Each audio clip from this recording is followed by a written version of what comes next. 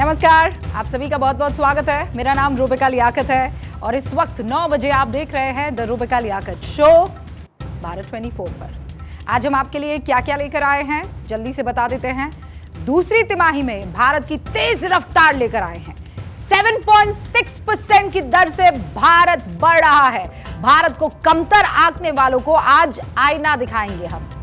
UAE में प्रधानमंत्री नरेंद्र मोदी है और वहां वो कतर के अमीर संग मीटिंग करते हैं। 8 भारतीयों की रिहाई पर क्या बात हुई? मोदी हैं तो भारतीयों की रिहाई कैसे मुमकिन है, ये आपको बताएंगे और प्रूफ के साथ। आतंकी पन्नों की तरफदारी में उतरा अमेरिका गद्दाफी और सद्दाम की मौत को भूल गया। बाइडेन अमेरिका के डबल स्टैंडर्ड पर क्या जवाब देंगे दुनिया को? और फिर बात करेंगे ये मेरा हिंदुस्तान, जहां मेजर शैतान सिंह की शहादत को आज नमन करना हम सबके लिए जरूरी है। परमवीर चक्र विजेता की जन्म शती है और क्यों आज उन्हें याद करना है, हर बारीक बिंदु आप तक पहुंचाएंगे। लेकिन शुरुआत आज की सबसे बड़ी और शानदार खबर से। तो भाई आज की सबसे बड़ी खबर क्या है? सबसे बड़ी खबर यह है कि भारत ने 2023 और 24 फाइनेंशियल ईयर के दूसरे क्वार्टर में 7.6% ग्रोथ रेट हासिल कर ली है। मतलब क्या हुआ इसका?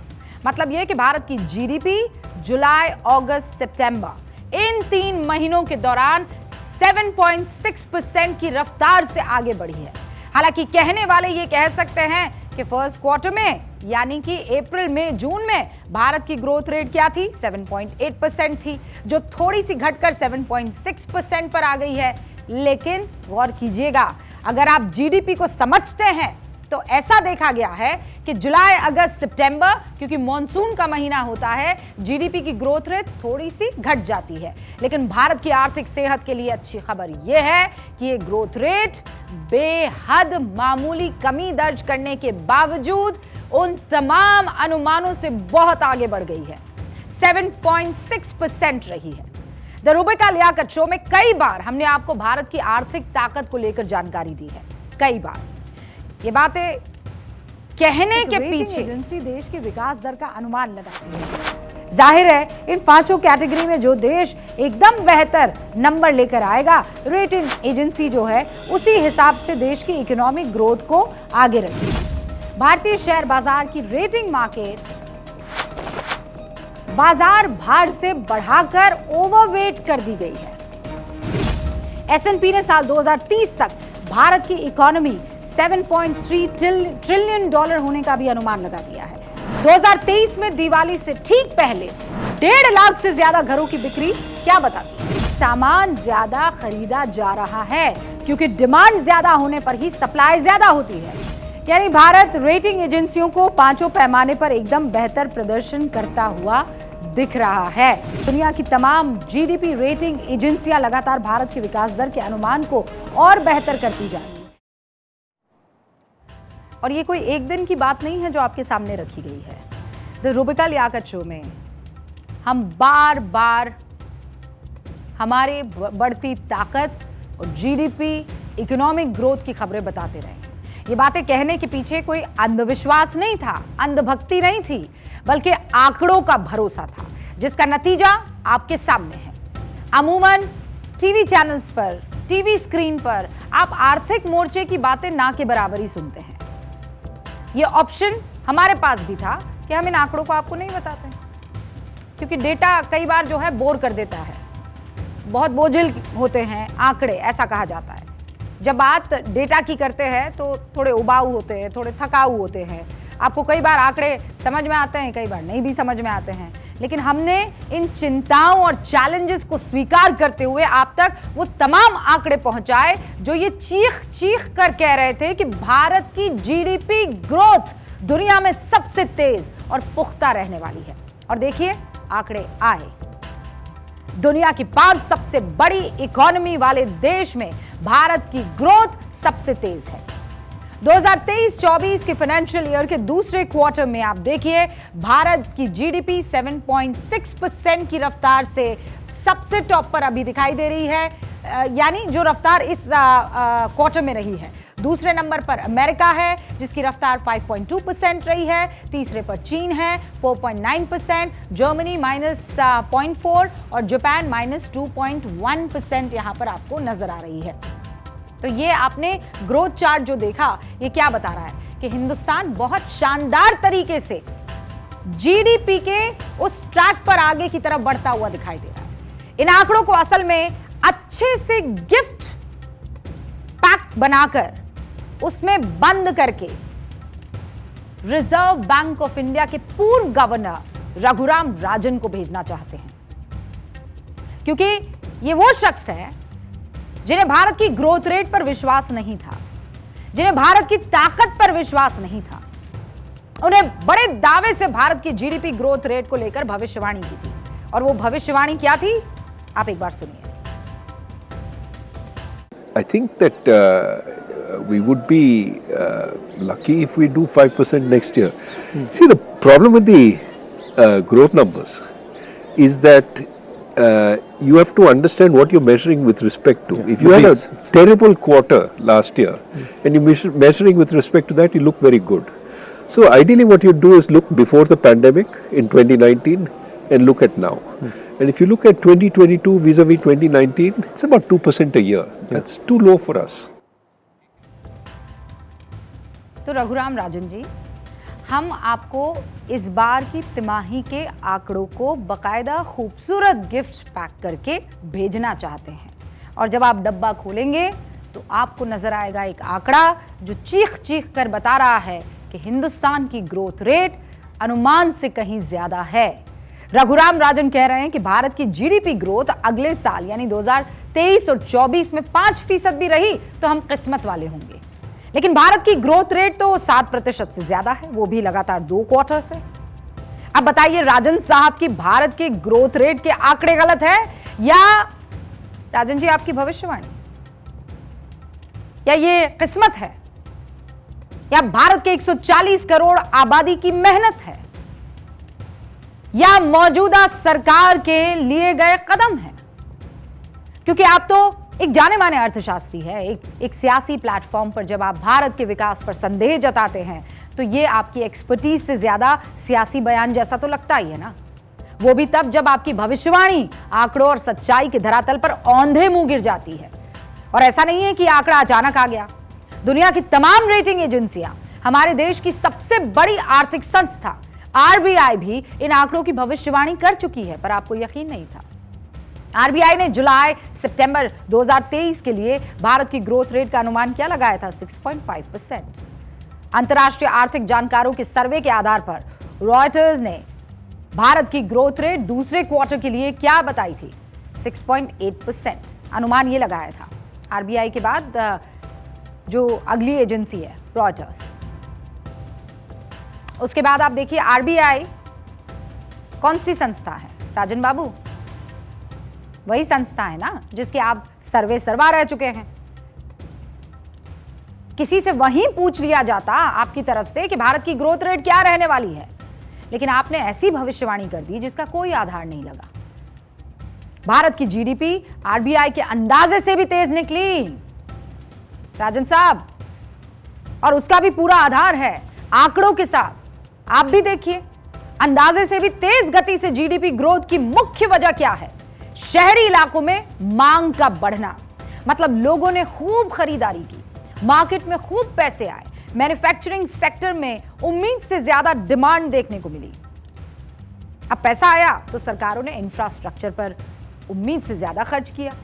मैन्युफैक्चरिंग सेक्टर की ग्रोथ तो रिकॉर्ड 13.9% रही, जबकि कंस्ट्रक्शन ग्रोथ भी 13.3% पर कायम है। माइनिंग सेक्टर की ग्रोथ रेट देखिए 10% है। फिर आप सर्विस सेक्टर की ग्रोथ रेट पर आइए 6%। रोजमर्रा की जरूरत की जो चीजें होती है, यूटिलिटीज जिसे कहते हैं, 10% रही है। इन्हीं सब चीजों ने मिलकर भारत की जीडीपी को पंख लगाए हैं। आरबीआई की उम्मीद से भी तेज गति से आगे बढ़ाया इसे। भारत के विकास की रफ्तार के बढ़ने के कारण जो आंकड़े हैं उसकी वजह क्या है, ये भी तो जानना चाहिए, और हमने कुछ आर्थिक जानकारों से इस मसले पर बात की है। देश के जाने माने अर्थशास्त्री विजय सरदाना। उन्होंने इन आंकड़ों पर क्या कहा, आपको पहले वो सुनना चाहिए। आशा से बेहतर जीडीपी ग्रोथ के कई कारण हैं। एक तो इस बार हमारे यहाँ फेस्टिवल सीजन था और हमेशा फेस्टिवल सीजन से पहले फैक्ट्रियों में प्रोडक्शन बढ़ता है। इन्वेंट्री मैनेजमेंट के लिए हर डिपार्टमेंट, हर सेक्टर में काफ़ी काम होता है और साथ ही साथ जब प्रोडक्शन बढ़ता है, कैपेसिटी यूटिलाइजेशन बढ़ती है तो एम्प्लॉयमेंट भी लोगों को मिलता है, ट्रांसपोर्टेशन एक्टिविटी होती है, रॉ मटेरियल एक्टिविटी होती हैं, तो कुल मिला के ओवरऑल फेस्टिव सीजन का एक बूस्ट होता ही है। दूसरी तरफ हमारी स्टॉक मार्केट्स भी वापस रिकवरी के मोड पे थी। जब स्टॉक मार्केट रिकवर होती है तो उसके साथ साथ रियल एस्टेट में भी डेवलपमेंट होता है। जिस तरह से गवर्नमेंट स्पेंडिंग बढ़ी है और आने वाले दिनों में आप देखेंगे बहुत सारे बड़े प्रोजेक्ट का उद्घाटन होगा हिंदुस्तान में, और ये तभी हो पाएगा अगर ये प्रोजेक्ट टाइमली कंप्लीट हो। इसका मतलब उनमें स्पेंडिंग भी ज़रूरी है। तो ये 3-4 कारण हैं जिसके कारण हमने आज भारत की जो जीडीपी है उसमें काफ़ी हद तक ग्रोथ देखी। यानी सरकार, तमाम आर्थिक संस्थान और हम सब की मेहनत, समझ का लेखा जोखा यह है कि हमारा देश दुनिया के लिए नजीर बन गया है। दुनिया भर में सामने आ रही तमाम चुनौतियों और जंग के हालात के बीच भारत ने तरक्की की रफ्तार को थमने नहीं दिया है और ये बातें देश के प्रधानमंत्री नरेंद्र मोदी लगातार कई मंचों से कहते रहे हैं। लेकिन मैं आज सदन को बताना चाहता हूं, माननीय अध्यक्ष, रिफॉर्म, परफॉर्म एंड ट्रांसफॉर्म, एक निश्चित आयोजन, प्लानिंग और कठोर परिश्रम की पराकाष्ठा, और इसी की वजह से आज देश इस मुकाम पर पहुंचा है। भारत असल में दुनिया के लिए ग्रोथ इंजन बनने का काम कर रहा है, क्योंकि जब भारत की तरक्की की रफ्तार तेज गति से हुई तो दुनिया के तमाम देश जिनका निवेश भारत में है, जो भारत से एक्सपोर्ट और इंपोर्ट करते हैं, उन सब पर असर पड़ा। और वैसे भी आप जानते हैं जमाना ग्लोबल इकोनॉमी का है। हर देश की तरक्की से उससे जुड़े कई देशों की तरक्की आपस में कनेक्टेड है। तो गर्व कीजिए भारत की तरक्की पर और इग्नोर कीजिए ऐसे भविष्य वक्ताओं को जो बगैर आधार के, बगैर डेटा के भारत की क्षमताओं पर सवाल उठाते हैं। क्योंकि देश की तरक्की किसी सरकार और किसी एक व्यक्ति से जुड़ी नहीं होती है। हाँ, एक व्यक्ति या सरकार उसकी दशा और दिशा जरूर तय करता है, जो आज के आंकड़ों के हिसाब से बेहद बेहतर रास्ते पर नजर आ रही है। और इसीलिए इन आंकड़ों को आपको आत्मसात करना होगा। आंकड़ों से भागिए मत, क्योंकि ये आपके और हमारे भविष्य का दर्पण है। अब आगे बढ़ते हैं।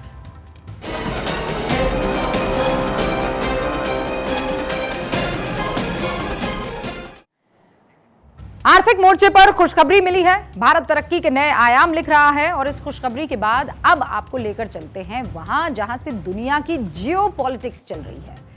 प्रधानमंत्री मोदी दुबई में है, COP28 सम्मेलन में शामिल हुए हैं। कार्बन उत्सर्जन से जो खतरा मंडरा रहा है, दुनिया के विकसित देशों को आईना दिखाने के लिए वहां पर ये सब इकट्ठा हुए हैं। भारत के लगातार घटते कार्बन फुटप्रिंट का दुनिया के सामने उदाहरण पेश किया जा रहा है और ऐसा हुआ है। भारत सहित ग्लोबल साउथ के तमाम देशों की क्लाइमेट चेंज में भूमिका बहुत कम रही है, पर क्लाइमेट चेंज के दुष्प्रभाव उन पर कहीं अधिक है।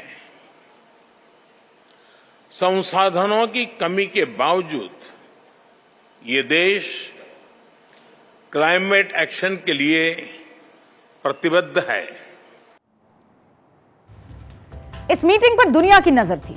पीएम मोदी ने ग्रीन एनर्जी पर फोकस करने की सलाह दी, यूएई के साथ ऊर्जा क्षेत्र में बढ़ते सहयोग की संभावना जताई। लेकिन इससे भी बड़ी खबर क्या है आप जानते हैं? यह खबर है भारत और कतर के बीच हुई द्विपक्षीय वार्ता की। आज यूएई से आई एक तस्वीर आप देखिए। इस तस्वीर में पीएम मोदी के साथ एक शख्स दिखाई पड़ रहे हैं, दिख रहे हैं ना आपको? वो कतर के अमीर या सुप्रीम लीडर शेख तमीम बिन हमद अल थनी है। पीएम मोदी और कतर के अमीर के बीच आप इस केमिस्ट्री को देखिएगा, कुछ खास लगेगी। ये केमिस्ट्री एक बड़ा मैसेज दे रही है और वो मैसेज भारत से जुड़ा हुआ है। भारत से जुड़ा हुआ कैसे है? कतर से द्विपक्षीय वार्ता में व्यापार बढ़ाना एक अहम मुद्दा रहा। उससे भी अहम मसला क्या रहा, सोचिए। देश के व्यापार पर तो मैं आपको डिटेल बता देती हूं और तब तक आप सोचिए कि क्या महत्वपूर्ण हो सकता है। व्यापार क्या था? 2022 और 23 में भारत और कतर के बीच 18.77 बिलियन डॉलर का व्यापार हुआ, 18.77 बिलियन डॉलर। इसमें भारत ने लगभग $2.25 बिलियन का सामान कतर को एक्सपोर्ट किया, जिसमें दाल है, मसाले है, कंस्ट्रक्शन मटेरियल है, जवाहरात शामिल है यानी ज्वेलरी। जबकि भारत ने कतर से $16.8 बिलियन का सामान आयात किया। इसमें क्या है? नेचुरल गैस है, पेट्रोकेमिकल्स है। बाहर से भारत में आयात होने वाली 48% नेचुरल गैस कतर से ही आती है और कतर इस मामले में हमारा सबसे भरोसेमंद और मजबूत पार्टनर है। और ये भरोसा ही है जो कतर की जेल में फंसे 8 भारतीय नागरिकों को कतर से सुरक्षित वापस लाएगा। दैट्स द इंपॉर्टेंट थिंग जिसके बारे में हम बात करेंगे। ये 8 भारतीय नागरिक कौन है और ये जेल में बंद क्यों है और किस जुर्म में इन 8 भारतीयों को फांसी की सजा दी गई है, विस्तार से समझिए। ये 8 भारतीय नागरिक कतर की अल दाहरा ग्लोबल कंपनी में काम किया करते थे। ये कंपनी कतर की नौसेना QENF को ट्रेनिंग और दूसरी सेवाएं देने का काम करती थी। दाहरा इंटरनेशनल कतर के नाविकों को सुरक्षा उपकरण चलाने और उनकी रिपेयरिंग और मेंटेनेंस की ट्रेनिंग भी देती थी। इस कंपनी के चीफ ओमान की एयरफोर्स के पूर्व स्क्वाड्रन लीडर थे। भारत के 8 नागरिक पहले इंडियन नेवी में रह चुके थे और इसीलिए उन्हें कतर नेवी को ट्रेन करने के लिए जिम्मेदारी दी गई थी। इन 8 भारतीय नागरिकों में से 3 इंडियन नेवी में कैप्टन थे, जबकि 4 भारतीय नेवी के पूर्व कमांडर और एक सेलर जो है वो रह चुके हैं। 30 अगस्त 2022 को इन 8 भारतीयों को कतर में अरेस्ट किया गया। इन लोगों पर इजराइल के लिए कतर की जासूसी करने का आरोप लगा। कतर की सिक्योरिटी एजेंसी ने यह आरोप लगाया कि कतर के सबमरीन प्रोजेक्ट से जुड़ी जानकारियां इन भारतीयों ने इजराइल को लीक की थी। हालांकि कतर की तरफ से भारत सरकार को कभी इसके कोई सबूत नहीं दिए गए। अगस्त में 8 भारतीयों की गिरफ्तारी के बाद दोहा में भारतीय उच्चायोग को जानकारी नहीं मिली। भारत को जानकारी देने में 16 दिन का वक्त लगाया गया और इसके बाद भी अगले 18 दिन तक भारतीय अधिकारियों को इनसे मिलने की इजाजत नहीं दी गई। फिर 3 अक्टूबर आया 2022। इन सभी को यानी हमारे सभी 8 भारतीय इंडियन नेवी में काम किए इन जवानों को, इन फौजियों को काउंसिलर एक्सेस जो है वो दिया गया, यानी भारतीय डिप्लोमैट्स को इनसे मिलने की इजाजत मिली। इसके बाद इनकी तरफ से कई बार जमानत याचिका दाखिल की गई, लेकिन कतर की कोर्ट में मार्च 2023 में आखिरी जमानत याचिका को खारिज कर दिया गया और मई 2023 में अल दाहरा ग्लोबल कंपनी का संचालन बंद किया।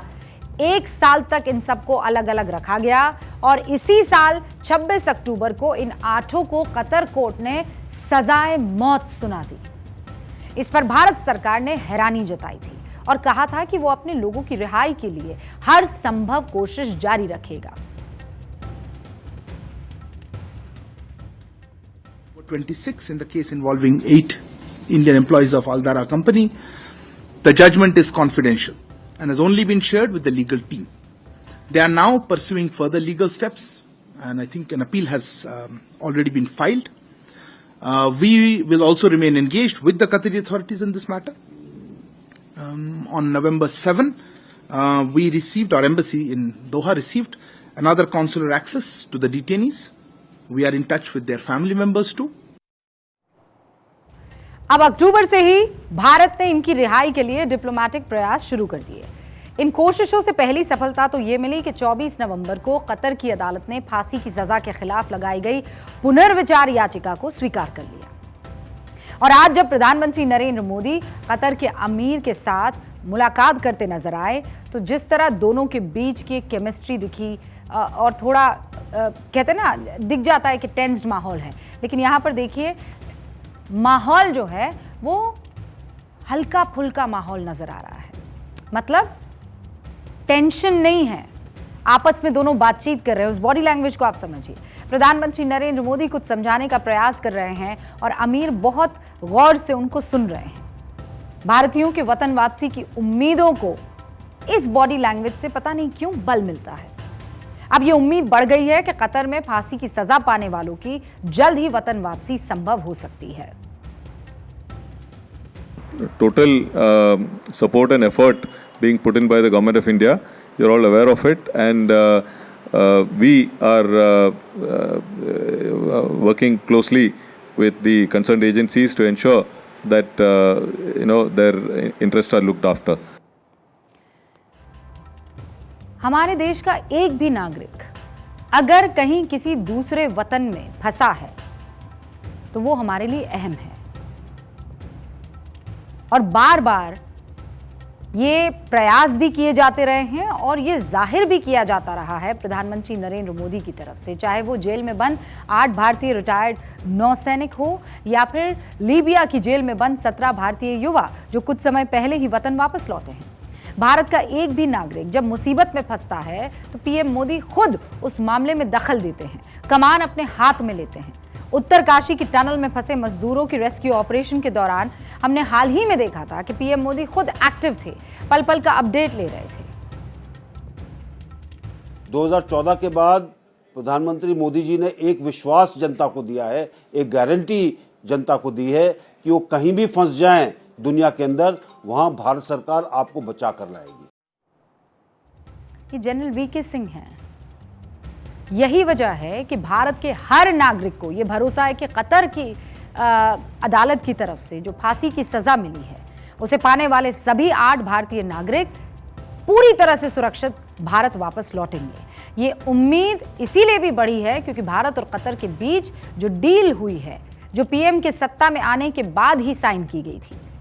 2015 में भारत और कतर के बीच डील हुई थी कि भारत के नागरिकों को अगर कतर में सजा होती है तो उनके पास ये विकल्प रहेगा कि वो अपनी सजा भारत की जेल में भी काट सकते हैं। ये डील कतर के नागरिकों पर भी लागू होती है। अभी 8 पूर्व भारतीय नौसैनिक की अपील कतर की कोर्ट में लंबित है। यदि कोर्ट में पुनर्विचार याचिका खारिज हो भी जाती है तो भारत के पास इंटरनेशनल कोर्ट ऑफ जस्टिस जाने का विकल्प मौजूद है। भारत में आप देखिए हर इंतजाम किए जा रहे हैं कि वो हमारे 8 नौसैनिक सकुशल वतन वापस लौट आए। पाकिस्तान में भारतीय नागरिक कुलभूषण जाधव को फांसी की सजा हुई थी, जिसके बाद भारत आईसीजे पहुंचा। वहां भारत ने जीत हासिल की और यह भी 2017 में हुआ था, यानी पीएम मोदी के कार्यकाल के दौरान। कतर और भारत के रिश्ते नरेंद्र मोदी के पीएम बनने के बाद और मजबूत हुए हैं और इन मजबूत रिश्तों की बदौलत ही कतर ने साल 2016 में 23 भारतीय नागरिकों को कतर की जेलों से रिहा करके भारत भेजा था। तो सरकार की यह कोशिश है कि जो 8 पूर्व भारतीय नेवल ऑफिसर्स वहां पर कैद हैं, उनकी रिहाई का रास्ता किसी तरह खुल जाए। और हम ये उम्मीद करते हैं कि ये कोशिशें जल्द रंग लाएगी और 8 भारतीय जल्द भारत में अपने परिवार से मुलाकात करेंगे। यही हमारी भी इच्छा है। अब आगे बढ़ते हैं, अगली खबर का रुख करते हैं।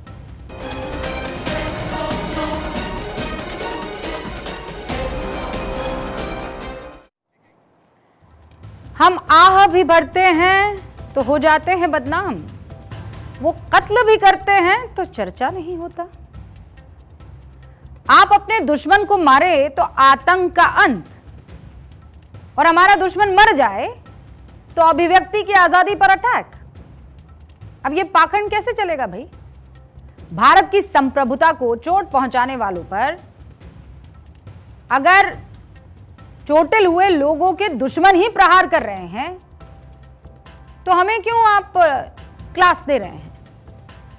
दुनिया के चौधरी बने अमेरिका की आज बात करनी जरूरी है, क्योंकि ये 140 करोड़ भारतीयों के सम्मान की लड़ाई है।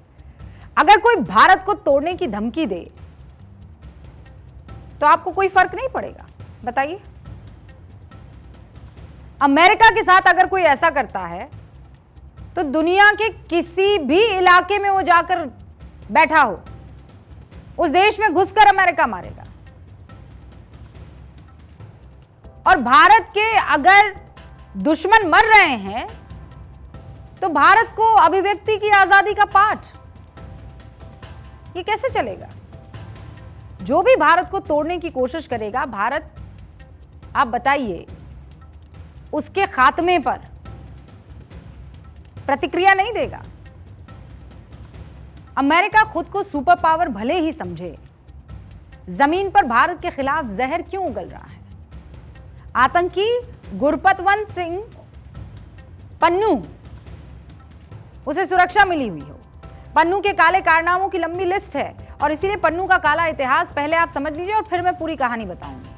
पन्नू ने पंजाब यूनिवर्सिटी से लॉ की पढ़ाई की, विदेश चला गया, वहां जाकर भारत के खिलाफ प्रोपेगेंडा चलाने लगा। भारत ने पन्नू को 2020 में आतंकी घोषित किया। वो भारत में अलगाववाद को बढ़ावा देने और सिख युवाओं को हथियार उठाने के लिए उकसाता था। भारत ने पन्नू के आतंकी संगठन सिख फॉर जस्टिस पर बैन भी लगाया है। 2020 में सरकार ने ये जो सिख फॉर जस्टिस है, SFJ, उससे जुड़े 40 से ज्यादा वेब पेजेस और यूट्यूब चैनल्स को बैन कर दिया। पन्नू के पास अमेरिका और कनाडा दोनों की दोहरी नागरिकता है। इसकी आड़ में वो अमेरिका, ब्रिटेन, कनाडा में भारत विरोधी प्रोपेगेंडा चलाता रहता है और यूट्यूब पर अनाप शनाप बातें करता है। पिछले दिनों पन्नू ने एयर इंडिया फ्लाइट को उड़ाने की धमकी दी थी। वो पूर्व PM इंदिरा गांधी की शहादत के दिन अमेरिका और कनाडा में जुलूस निकालता है, खुलेआम हिंदुओं के कत्लेआम की धमकी देता है, भारत के खिलाफ साजिशें करता है, लेकिन दुनिया की ठेकेदारी लेकर बैठे देश उसे अपना सम्मानित नागरिक मान रहे हैं। उसके नफरती बोल अमेरिका को दिखाई नहीं देते, उस पर खामोशी ओढ़ लेता है। अमेरिका खुद तो दूसरे देश में घुसकर मारता है, लेकिन भारत के खिलाफ जहर उगलने वाले खालिस्तानी आतंकी पन्नू के मामले में दोहरा रवैया क्यों? अमेरिका को ये पता है कि ये गुरपतवंत सिंह पन्नू भले ही अमेरिकी नागरिक हो, बन चुका हो, लेकिन भारत उसे भगोड़ा खालिस्तानी आतंकी मानता है। अमेरिका ये भी जानता है कि पन्नू भारत विरोधी बयान और गतिविधियों में पूरी तरह से लिप्त रहता है। भारत चाहता है कि अमेरिका खालिस्तानी विचारधारा के ये इन तमाम आतंकियों को, विचारधारा को लेकर उसकी चिंताओं को लगातार समझे।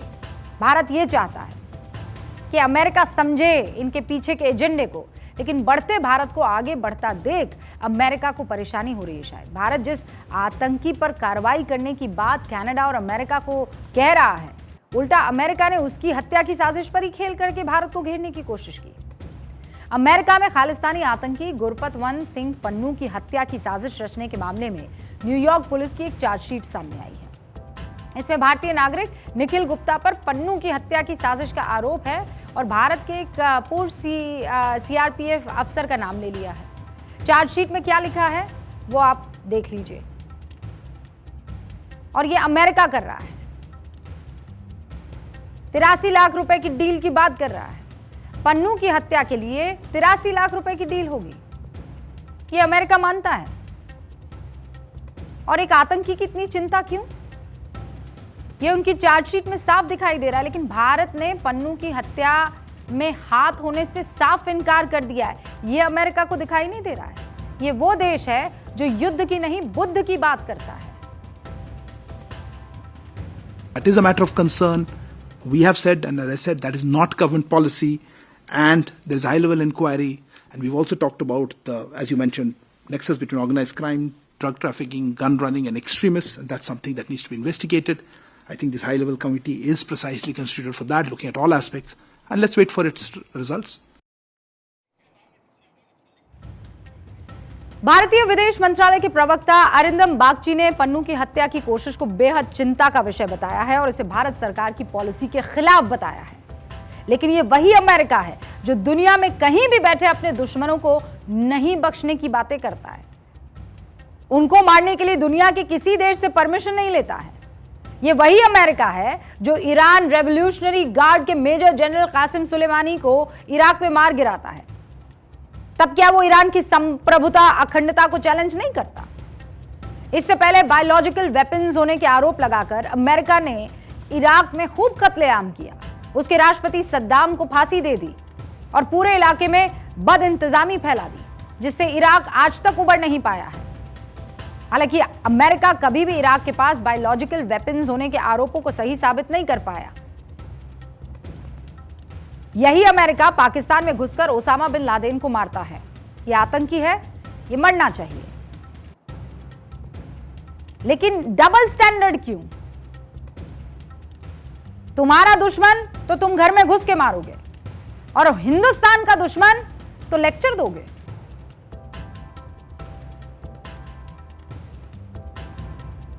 तब आपको किसी मुल्क की संप्रभुता, अभिव्यक्ति की स्वतंत्रता याद नहीं आती। इसी अमेरिका ने अल कायदा के आतंकी अल जवाहिरी को अफगानिस्तान में मारा। फिर वहां की संप्रभुता? जब अमेरिका ने सीरिया में बगदादी को ड्रोन हमले में मार दिया तो सीरिया से परमिशन ली, तब संप्रभुता कहां गई? क्षेत्रीय अखंडता, अभिव्यक्ति की आजादी, उसका ज्ञान कहां चला गया? जब विदेशी जमीन से अलगाववाद को बढ़ावा देने वालों के खिलाफ भारत ने वैश्विक मंच से सवाल उठाने शुरू किए तो अमेरिका को अभिव्यक्ति की आजादी याद आ गई। गजब है। खुद मियां फजीहत, दूसरों को नसीहत। क्या अमेरिका अपने वांटेड आतंकियों को किसी दूसरे देश में अमेरिका के टुकड़े करने वाली विचारधारा को फैलाने देगा? अगर भारत अमेरिका के किसी अलगाववादी को अपनी नागरिकता देकर अमेरिका विरोधी गतिविधियों में शामिल होने दे तो क्या वो बर्दाश्त कर पाएगा? भारत को इन खालिस्तानियों को मारने की जरूरत नहीं है। ये दुनिया के सबसे बड़े ड्रग्स माफिया है, काले कारोबार करते हैं। ये खालिस्तानी तो एक दूसरे की ही जान ले लेंगे और ले भी रहे हैं। कनाडा में भी तो निज्जर की हत्या आपस में वसूली के चलते हुई थी, जिसका ठीकरा कनाडा के पीएम जस्टिन ट्रूडो ने क्या किया? भारत पर फोड़ने की कोशिश की कि नहीं? लेकिन क्या हुआ? जब भारत ने सबूत मांगे, एक सबूत नहीं दे पाए हैं। अमेरिका से भी जब भारत ने जांच करने की बात कही तो अमेरिका ने क्या किया? अपना रुख बदला कि नहीं? Finally, with regard to India, first, this is an ongoing legal matter, so you'll understand I can't comment on it in detail. I can say that this is something we take very seriously. A number of us have raised this directly with the Indian government in past weeks. The government announced today that it was conducting an investigation, and that's good and appropriate, and we look forward to seeing the results. दरअसल America को वहम था कि भारत पर दबाव बनाएंगे तो भारत झुक जाएगा। उसे शायद समझ नहीं आया कि भारत आंखों में आंखें डालना जानता है, आतंक को उसकी भाषा में जवाब देना जानता है। इसीलिए तो अमेरिकी रक्षा मंत्री एंटनी ब्लिंकन क्या कह रहे हैं कि जांच हो जाने दीजिए, उसके बाद हम बात कर लेंगे। अपनी जमीन को खालिस्तानी आतंक के लिए यूज करके अमेरिका अपनी विश्वसनीयता जरूर खो रहा है, क्योंकि अमेरिका ये भूल रहा है कि खालिस्तानी आतंकी कुछ मुट्ठी भर हैं। जो सच्चे सिख हैं वो भारत में अपनी आस्था रखते हैं, कश्मीर से कन्याकुमारी को अपने गुरुओं की जमीन मानते हैं। भारत दुनिया का इकलौता लोकतांत्रिक मुल्क है जहां हर धर्म को बराबरी का दर्जा है। कनाडा की तरह ही अमेरिका की जमीन पर भारत के खिलाफ रची जा रही इस साजिश में अमेरिकी प्रशासन पर अब सवालिया निशान लगने लगे हैं कि आखिर पन्नू की साजिशें क्यों नहीं दिखाई दे रही है। उसके खिलाफ साजिश की जानकारी आपको मिल जाती है, लेकिन उसकी एयर इंडिया को उड़ाने वाली साजिश को आप मीलों तक ढूंढते रहते हैं, पता नहीं लगता है आपको। पन्नू की जहरीली जुबान अमेरिका को सुनाई नहीं पड़ती या आप सुनना नहीं चाहते। तो एक बार फिर से यह समझ लेना जरूरी है कि भारत अहिंसा में विश्वास रखता है, लेकिन अगर दुश्मन सबक नहीं लेता है तो उसे समझाना भी हम जानते हैं। चलिए आगे बढ़ते हैं और बात करते हैं ये मेरा हिंदुस्तान है की।